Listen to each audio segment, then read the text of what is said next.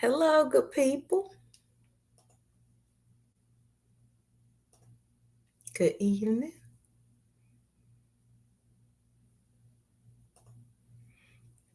I hope everybody is doing well, feeling fine as you come in the room.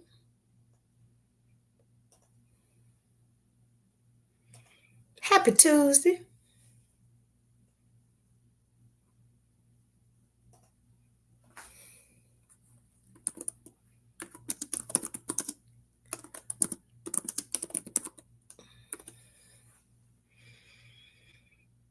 Tell me how your week is going. Hey, Wanda. Hey, Lamika.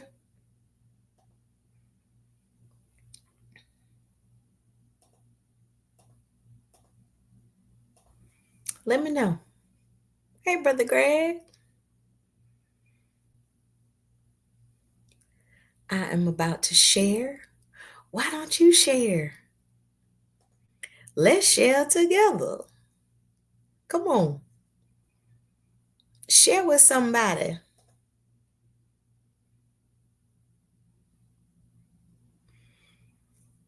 Somebody you know or somebody you don't know. Send it to somebody. I'm sending. Hey, Brenda.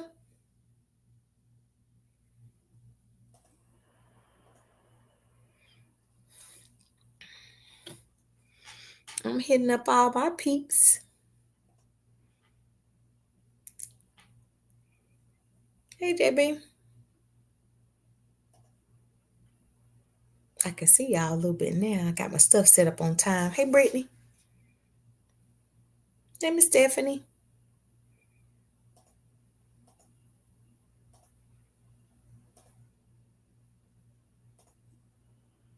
Are y'all sharing? I'm sharing. Are y'all sharing? All right. I see Latoya with the tag. Hey, Big Nah. Who is Big Nah? I can't tell by your picture, boo. And maybe I'm supposed to know. I'm so sorry. But tell me one more time.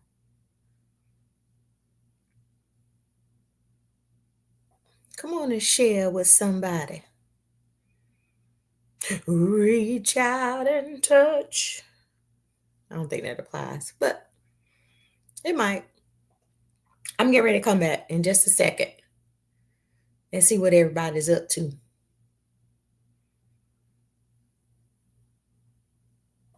Y'all sharing?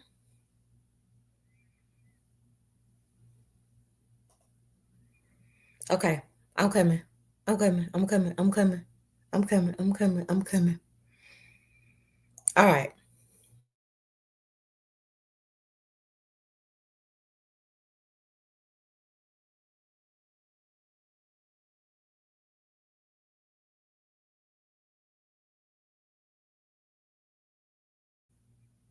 Hold on. Let me close this up. Maybe that's impacting it. Hey, Katrina. Hey, Linda. Hey, Naisha. When I say I knew people be holding strong, I'm so proud. Hey, Veronica, I'm trying to go back and see who all I missed that came in the house. Hey, Frankie. Let me see how y'all doing with your sharing. Come on, everybody share with somebody.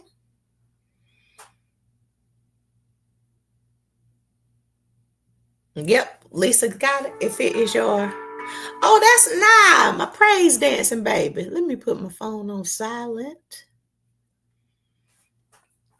Yes, she said my mama is security and I love that now. Yep, that's my mama.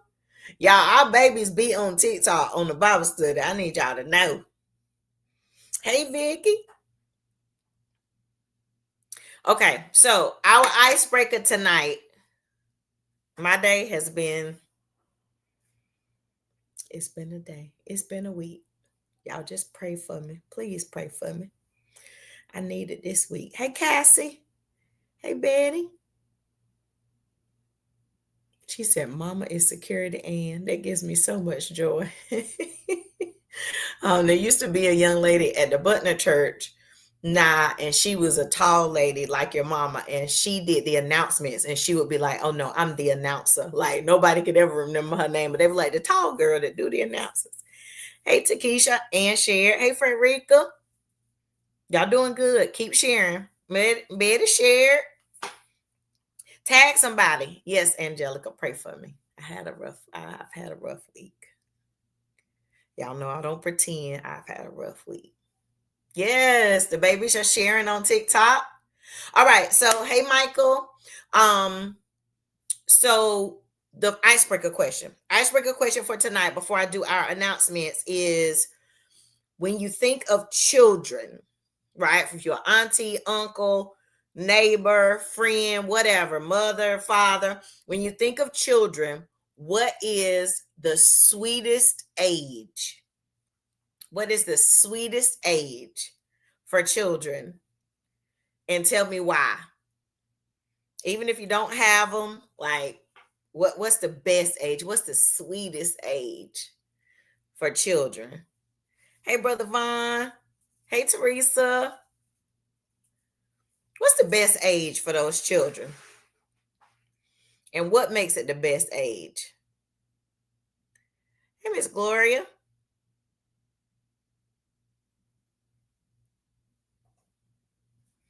What makes it amazing? Latoya said when they babies because they can't talk. So once they start talking, Latoya, it's a wrap. You done? Let me see. Cassie said about 9 months. Uh-huh. I guess it was a wrap after 9 months. Wanda said 4 months and under. 3 and 4 because they show real love. Yeah, they real loving and sweet during that time. Yeah, it's a wrap. I love them about 2 because you know that when they get real boisterous and a little mean. I'm gonna tell y'all a secret. I like mean children. I like them ones that be mean because they be feisty. And Cassie said when they start, hey Lane. I'm trying to remember who Lane out is, but I can't bring it to my mind. Brother Greg said 1 because they so innocent. Newborn because all they Miss Carolyn said newborn because they all sleep. Yes, Lisa. They smell so good when they newborn. Mm-hmm. Lamika said any age but 3 to 5. You can deal with them any age but 3 to 5. 3 to 4, Angelica said, because the terrible 2s are gone and they love hugs. Miss Betty said she liked them newborns. Linda said 3 and under. Thank you, Miss Brenda, for capturing the question. When you think of children, what is the sweetest age and what makes that the best age? Oh, y'all doing good with your sharing. Come on. Keep sharing. Everybody that's on has not shared. I need everybody that is on to share at least one time. Come on, share it with somebody. Rodney said 1 year because they can't. They stay where you put them. I like that, Rodney. They stay where you put them. They don't move nowhere. Newborns. Brother Raymond said 5 years old because they learn who they are in their independence. I love. Wait a minute. She said that's why I love Prince. Not too much on Prince. Listen, maybe that is why, Teresa, when I got there, that Prince, Christian B said infancy because they don't do anything but smile all day. Yep. Michael said 4 because you can understand them clearly. Yeah, I like that. Not too much on Prince, but Prince did cling to me as soon as I got there. Some of the church folks, it took a minute, but me and Prince, we came on together. 6 months, they happy, smile a lot. Yeah. Oh, that's Miss Judy. Hey, Miss Judy. Frankie said newborns. Elder Dancer shared. Yeah, Cynthia said about 6 months. What's the best age? Everybody loving them babies. Yep. If it's your first time, type your name and 2 hearts beside it so we know. Oh, y'all doing good. Keep sharing. Keep sharing. 3 because they can carry their own stuff. Karen, you never disappoint. Now I do like once they are out of diapers, because you can take them everywhere with you, and you ain't got to have all that bag and diapers and all that changing stuff. My mom said the same thing, 5 to 6, because they can keep up with her. Yvette from South Carolina, is it your first time? Girl, let us know. Yvette, I don't think it's Yvette's first time though. Let us know, Yvette. If it's your first time, put your name in 2 hearts.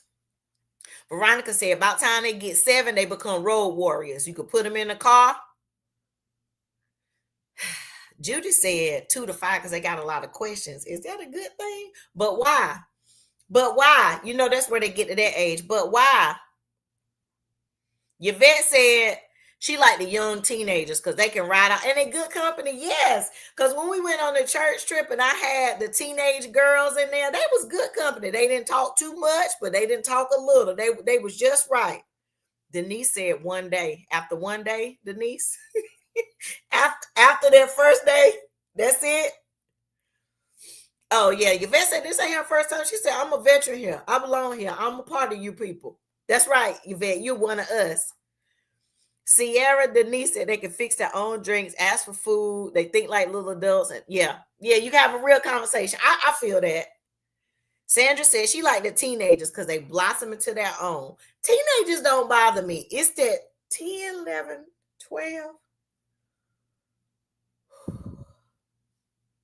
But we ain't going to the negative. We just saying what's the best age. The hugs and kisses. Yeah, they do get the best hugs and kisses. But I was talking about the mean kids. Why I like the mean kids. Now, one thing that we always used to talk about when I work at the daycare, and y'all can fight me on this, is, and I tell this to my daughter, she works at the daycare, that mean kids don't eat Jello. It's scientific. Mean kids don't eat Jello. We used to always say that when I worked at the daycare.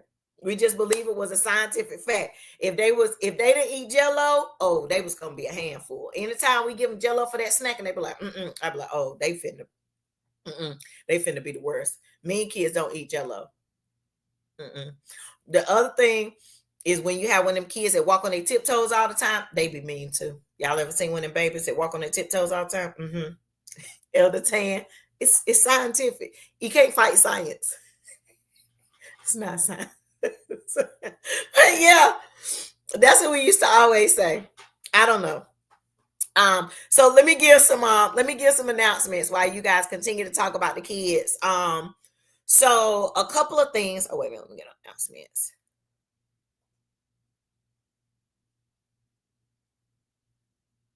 Yeah, Yvette, you slid in right on time. I remember. She's South Carolina, but she great to Georgia, baby. GJ, baby. Lisa said, what?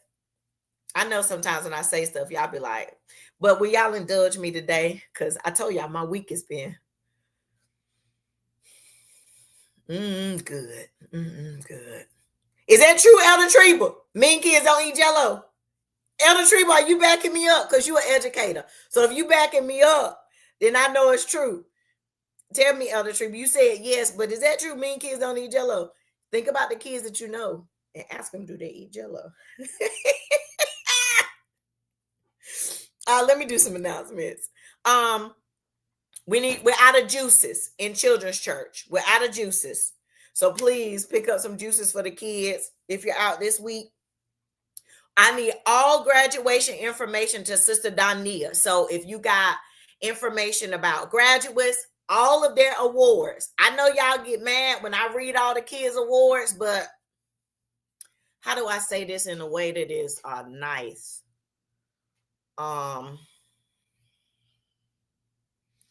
So Elder Tree was agreeing with me. Mean kids don't eat Jello. Yeah, see? It's a fact. Absolutely, 100%. Mean kids don't eat Jello. It's a scientific fact. Any child in your life that don't eat Jello, they're a handful. Graduation recognition link. They just put it in the chat. So We're gonna read all the kids' awards. I've been seeing them on Facebook where the kids been at award shows. I saw Latoya's baby looking so pretty getting her awards last night. I seen Brittany's kids, all the kids. Hey Regina. So I need all the awards. All of the awards. I'm recognizing all of their awards. So turn them in to Sister Dania. What I need you to do this year is put their awards in a sealed envelope with their name on them. If you have multiple kids, do multiple envelopes. Don't put them all in there together so we can make sure that we don't lose them and we get them back to you, because it is a lot of stuff. And a lot of times those things are small and there's a lot of them. So put it in a envelope that closes, not like a folder, y'all, not a manila folder, but put it in an envelope that's sealed so I can read them, put their stuff back in the envelope, seal it back up, and hand it to the child. Please do that for me this year. But all awards and all graduates, I don't care what you graduated from. Don't forget, tomorrow night at 6:30, y'all, listen. Kool-Aid Jammers. Yes, for the drinks. Kool-Aid Jammers. They're not interested in Capri Suns. And most of our kids probably don't eat Jell-O. And I love my babies. Don't get it twisted. But they probably don't eat a whole or a large Ziploc bag. Yep, Dania. Just something that can seal.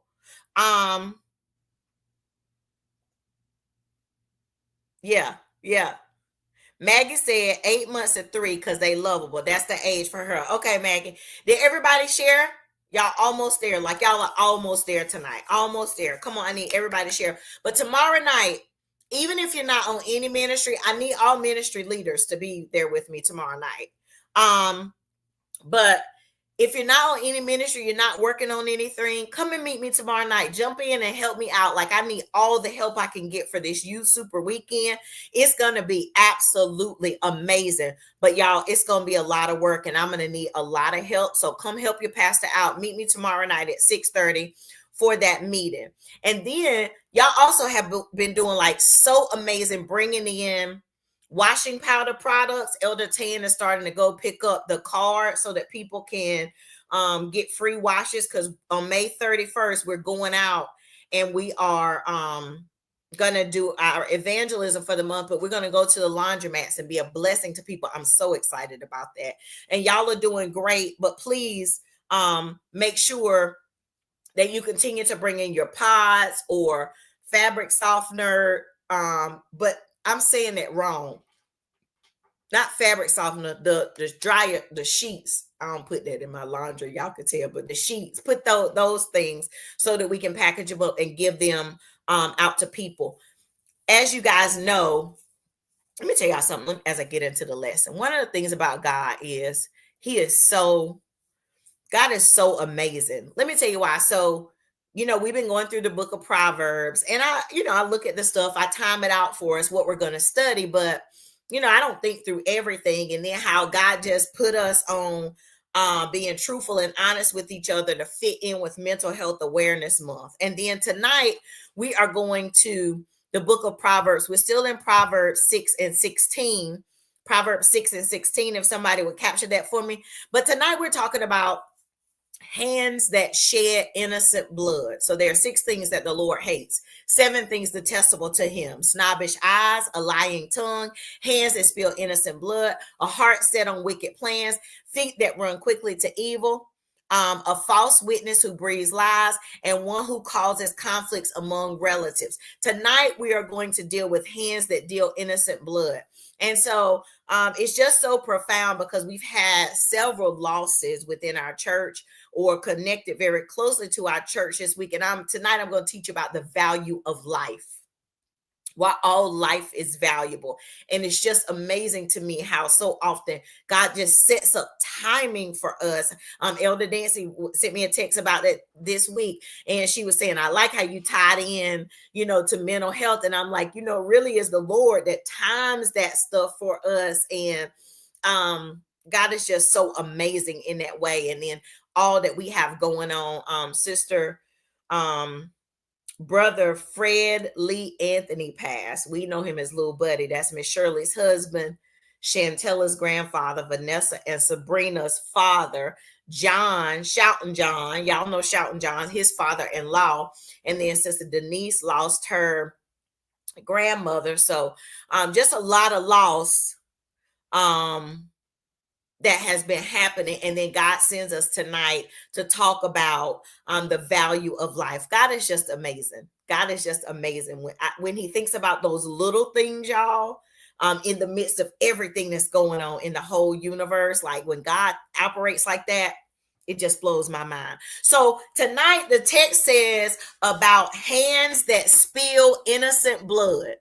And this scripture is referring to the shedding of blood for someone who is not guilty of a crime, right? Because we know that biblically, and we know that according to some of our laws today, murder is allowable in certain situations. We know that. We know what the law says. We know what the Bible says. But at the crux of this part of this verse, and at the crux of our Christian faith in general, we must understand the importance of life.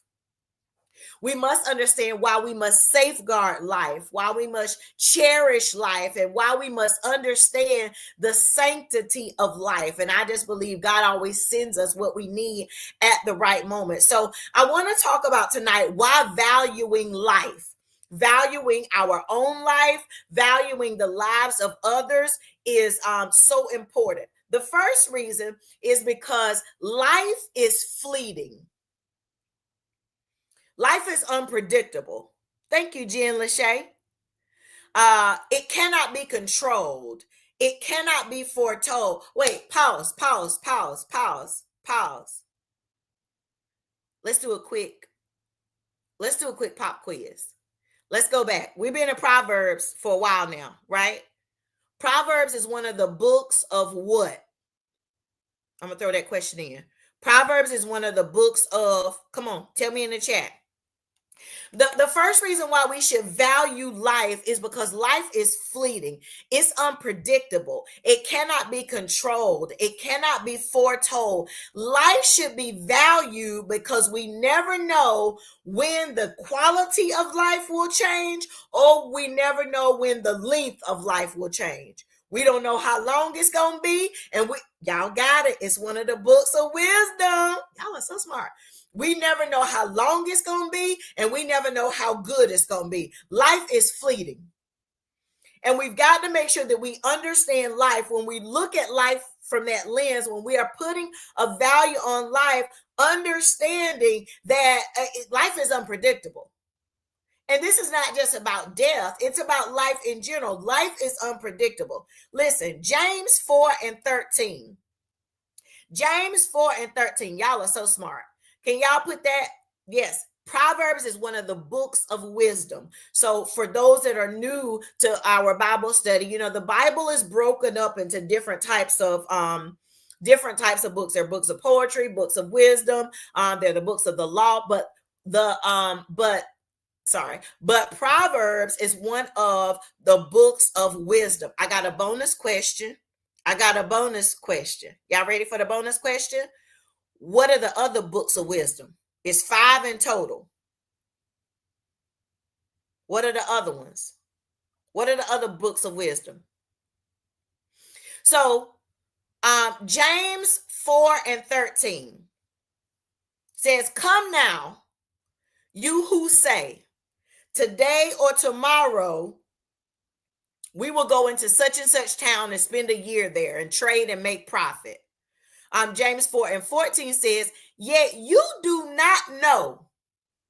I said that with attitude. "Yet you do not know what tomorrow will bring. What is your life?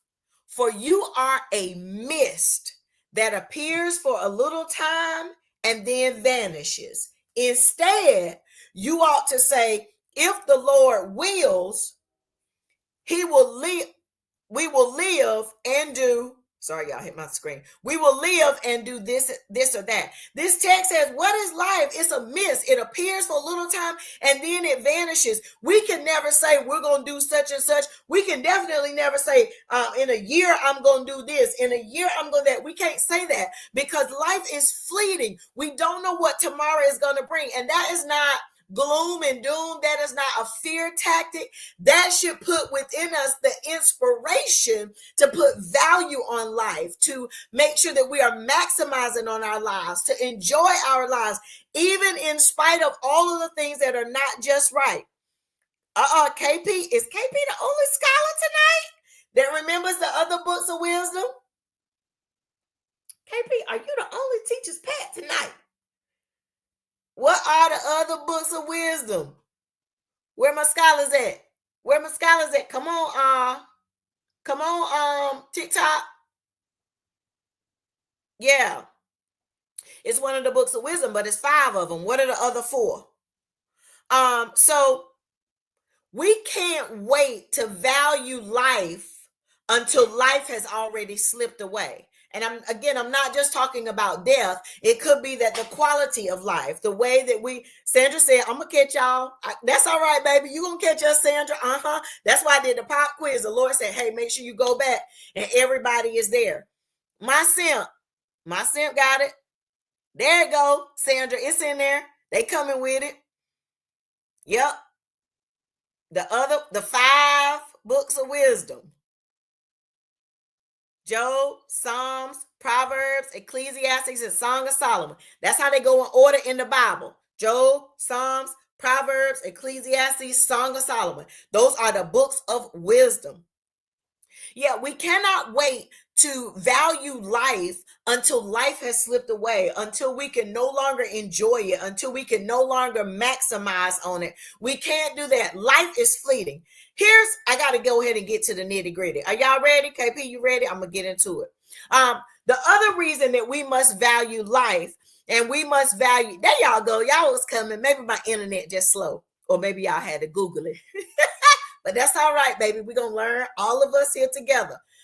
The other reason that we should value life is because every life, here, listen right here, y'all. Every life is attached to another life. And the life that might not matter to you and might not matter to me, it matters to somebody. And sometimes we forget that. We think that just because somebody's life or something's life doesn't matter to us, it doesn't matter to anybody. Let me start with a really practical example to ease us into it before I go hard. We live in an age where people love their pets. That's a life. That is a friend to a lot of people. Now, if you were like me, you weren't raised with pets. You weren't raised around pets. So that's not necessarily something that resonates so much in my heart. But that life matters to somebody else, even if it doesn't matter to me. And what we often do is that if something is not important to us, every life is attached to another in some way, shape, or form. And just because it doesn't matter to us doesn't mean that it doesn't matter to anybody. I started soft with the pets because I know all of us can't get that. But let me just can I go a little bit harder? Even if it's a scoundrel, a ne'er-do-well, a good for nothing to us, that life, whoever that life is attached to somebody else. That life means something to somebody else. Can I go a little bit harder? KP, where you at? You where you at? Can I go a little bit harder? The villain in your story. Because see, remember we talked about a few weeks ago, all of us have a villain in our story, and all of us are the villain in somebody's story. Come on, say amen. There you go, KP. There you go. I just need somebody to have my back when I go hard. Even that scoundrel, that villain in your story, that one that has done all manner of things, that one that you feel like if they were on fire, you wouldn't even spit on them to put them out. That life, I hope y'all love me tonight. That life, it means something to somebody. It's attached to somebody, whether it be their mama, whether it be their child, whether it be their brother, their sister, their friend, their coworker, whether it be the person that they take care of. All life matters. It is important that we understand that as children of God, because all of us are villains, and all of us have villains, but every life is attached to another life. Listen, Romans 5:18. Get this one right here. Romans 5:18. Romans 5:18. It says, but God commandeth his love towards us, in that while we were yet sinners, Christ died for us. Now, this is how we know that we should value the life of others. See, because Jesus gave his life. Thank you, Miss Gloria. Jesus gave his life for us, knowing how bad we would be. Jesus valued our sinful life. Jesus valued your sinful life, my sinful life. If the truth be told, we are the villain in Jesus's story. We are the reason that he had to die for sin he did not commit. We were the villains. Jesus valued our sinful lives. And if he thought enough of my pitiful life and enough of your pitiful life to give his life for ours, then we ought to be able to put some value on somebody else's life. Because God ain't even asking us to die for them. He's saying we need to value their lives. We need to cherish people's lives. And if Jesus did that for me and for you, let me just talk about me. I can't even talk about you because you probably better than me. You probably have lived better than me. But if he did that for me, then I'm going to sit around and act like somebody else's life ain't worth nothing when he died for me. Will you look at the person beside you and repeat after me? Come on and put it in the comments and say, your life matters. And I don't want you to put anybody's name on it. I don't want you to tag anybody, because everybody's life matters. Your life matters. When you put it in the comments, it applies to everybody. It applies to anybody who reads this. Your life matters. Come on, let me just keep teaching right here. Every life is important.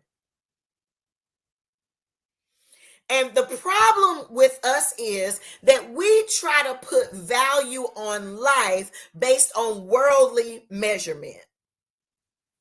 The problem with us, I like how y'all saying that to each other, because you don't know who needs to hear that today, that their life matters. You don't know. Listen, I'm telling you, I need to hear it today. I need to hear that my life matters today. You don't know who's on the verge of suicide. You don't know who's on the verge of giving up. You don't know who's on the verge of walking away. You don't know who's on the verge of throwing a towel in because they don't feel like their life matters. Maybe because they've been villainized. Maybe because they've been a villain.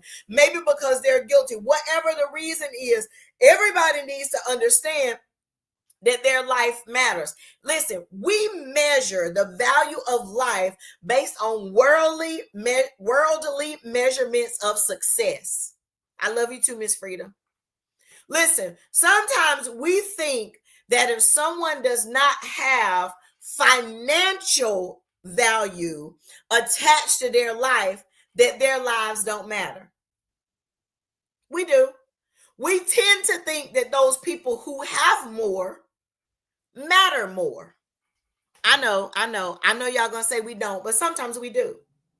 But can I just bust somebody's bubble? I'm gonna bust somebody's bubble and I'm gonna build somebody up at the same time. Baby, poor lives matter. Even if we never have anything, our lives still matter. There are folks that are dirt poor. There are folks that have barely enough, but that life is important to God, and it should be important to us.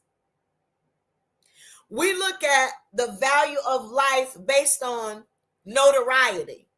How well somebody bust and build up. That's it, Elder Tashika. We look at the value of somebody's life based on their notoriety, right?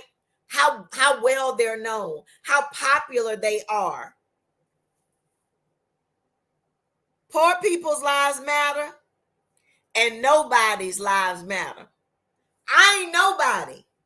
I'm not famous, but my life matters. You might not be famous, but your life matters, and it should be valued. It should be cherished. It should be looked upon as something that is important, regardless of who knows you. I don't know if you know, care if you know 10 people. I don't care if you know 10 million people. That does not determine the value of somebody's life.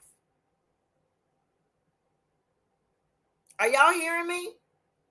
Because I'm building up to where I'm going.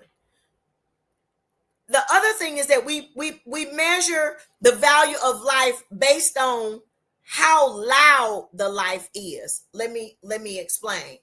A person who lives their life out loud, a person who is seen, a person who does those things that draw attention, and we say that life is lived out loud. But let me just say this right here.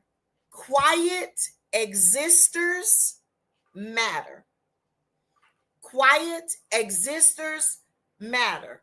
The people that live a quiet life, that exist in a world that is not loud, whose existence is not broadcast loudly. Quiet existers matter. It's not about these worldly measurements of success. Here's why. Can I tell you why poor people's lives matter? Nobody's lives matters. Quiet existers' lives matters. Can I tell you lives matter? Can I tell you why? Because I can be quiet. I can be poor. I can be nobody. You can be quiet. You can be poor. You can be nobody and still be godly. Still be the most righteous. Still be good. Still be aligned to the word without the world ever knowing your name, without ever having a bank account over 3 figures, without ever having folks call you and know you. Yeah, that's it, Linda. Quiet existers matter. None of those things indicate whether or not our lives have value, because see, I can still be godly, I can still be good, they can still be righteous, they still can be purposeful, they still can be used and not be any of those things that the world attaches value to. Come on and repeat after me and say, I might not ever have my name on a billboard. I might not ever get out of that. Come on, say, I might not ever. I might not ever be known when I walk down the street. I might not ever be popular. I might not ever be the one that everybody goes to. I might not ever be recognized or receiving a word. I might not ever, but still my life has value. But still I am important. But still you are important. But still you matter in the scheme of things. Every life is important, and we cannot use the world's measurement to try to determine whose lives matter. Listen, we will sometimes look at folks whose lives that we don't even know. We never met, never will meet. If they could meet us, they wouldn't meet us. And we put more value on those lives than the person next door, whose name we don't even know. Let me finish up. The other thing, and I want to deal with this in the scheme of where we are in the world today. We should acknowledge every loss of life. I want to get into this. We should acknowledge every loss of life. Look at this scripture, y'all. Go to Job. I'm gonna put this in the chat. Job 31 and 13. And if you dig into the book of Job, there is a lot of conversation back and forth between God, between Job and his friends. But here, Job is speaking, and he says, have I ever been unfair to my employees when they brought a complaint to me? Stay with me. Have I ever been unfair to my employees when they brought a complaint to me? And then he says, what then will I do when God confronts me? When God examines my books, I'm in the Message version. If anybody wants to go back and read this one, because this is a good one. When God examines my books, what can I say? Didn't the same God who made me make them? Aren't we all made of the same stuff? Equals before God. Isn't that what we talked about Sunday? Listen, what then will I do when God confronts me? When God examines my books, what can I say? Didn't the same God who made me make them? Aren't we all made of the same stuff? Equals before God. Now, when I talk about acknowledging the loss of life, because we see so much of this today, we are inundated with it because of social media, because of news, because of our access to a 24-hour news cycle. Yeah, that's it, Greg. I might not ever. Regardless of what country folks live in, we should acknowledge a loss of life. Regardless of where they are, they might be in a place where we'll never go, a place that we'll never experience, but something within us, when there is a loss of life, should acknowledge, based on the value of that life, that it was important, that it mattered. Because sometimes when things happen and they're far away, it doesn't even faze us. It could be hundreds of people. It could be one baby. But sometimes if it is somewhere far away, it doesn't even seem to matter to us. But we should acknowledge every loss of life, regardless of where they live. This second one, y'all ready? You want to hear? Here it goes. Regardless of what they believe. Because sometimes if folks don't believe what we believe, we don't care if they die. We don't care if they lose their lives. Do y'all hear me?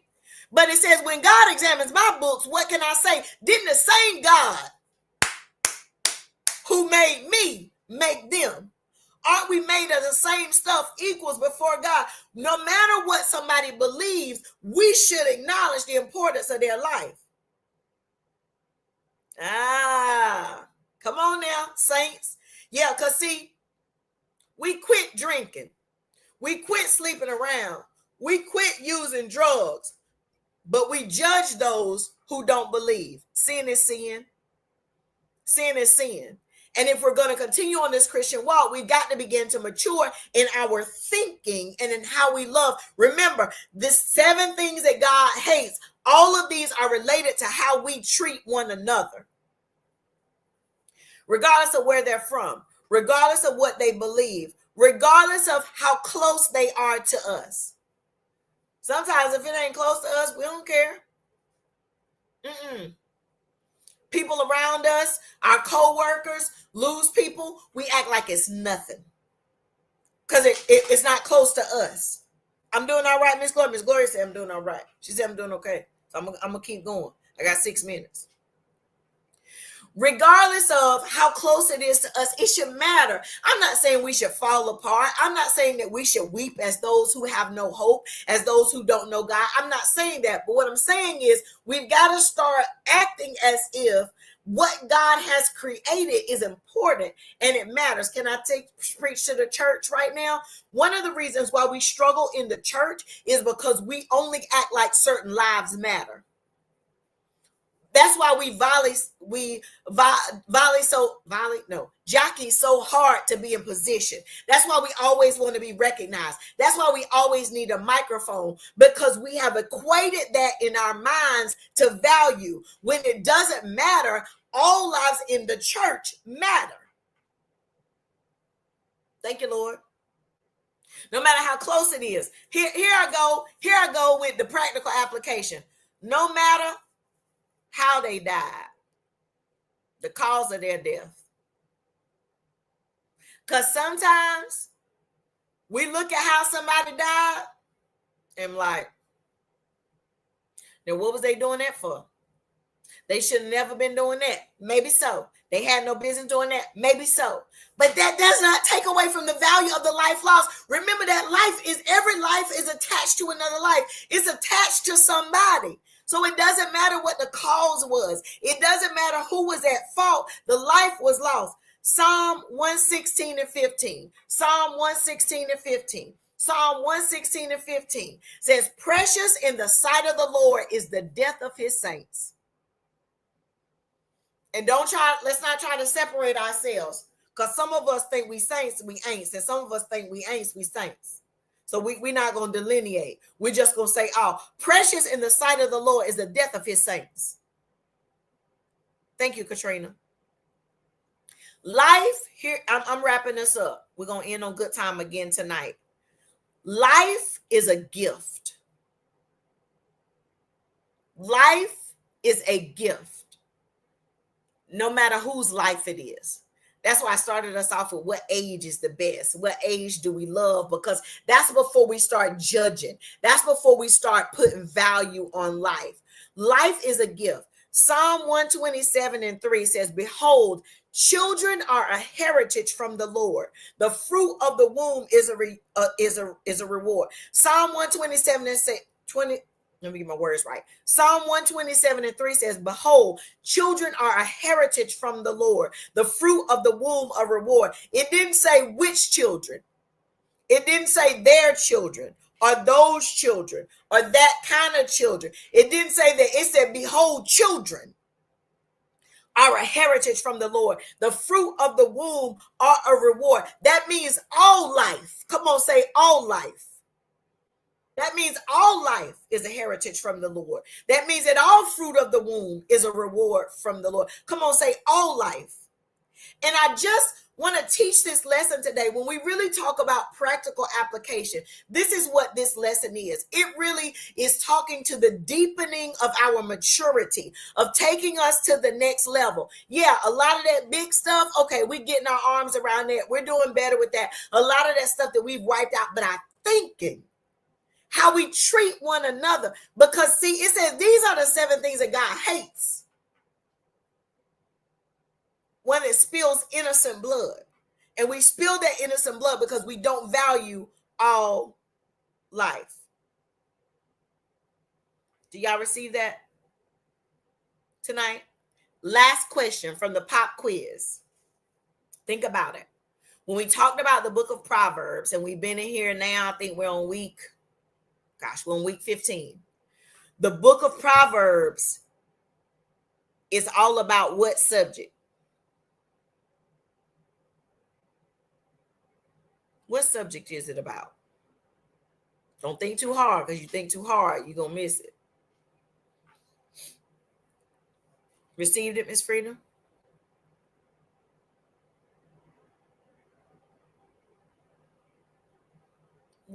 What's it about? The book of Proverbs is teaching us what? Because as we grow about life, yep, Miss Frida, love, yes, I like those. It's about wisdom. Yep, that's it, Miss Lorraine. It's one of the books of wisdom, but the focal point where we started, remember our very first lesson in Proverbs, is about wisdom. I love y'all. That's it. That's all I got. I got no more. I got no more to give today. I got no more. Today has been a day. Y'all, please keep me in your prayers. I love you, love you, love you, love you. Good night, y'all.